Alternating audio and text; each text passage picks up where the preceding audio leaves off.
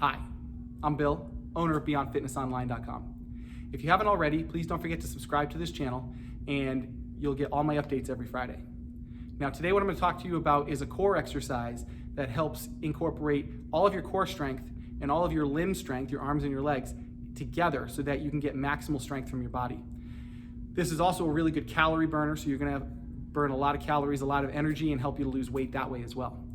Now, this exercise sounds really silly. It's crawling. We're going to literally crawl on the floor, but I'm going to teach you how to do it right today. Now, most people, when they're learning to walk, crawl first, but there is a small percentage of people that go right from laying on the ground to standing up and walking as a child. When that happens, this tends to be a very missed piece of your neurodevelopment and can actually make a big difference in your core strength growing up. But the good news is it's never too late to learn. So we're going to jump right into that right now. So what you're going to start with is getting yourself into a quadruped position.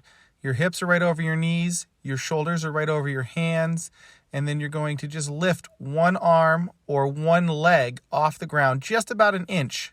And you can alternate those, or if it's more difficult for you to do the hands or the legs, you can stick specifically to those.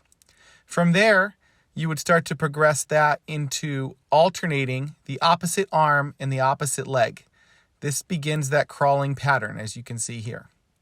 From there, you're going to go into a stabilization portion. You're going to lift your knees off the ground about an inch and just hold it.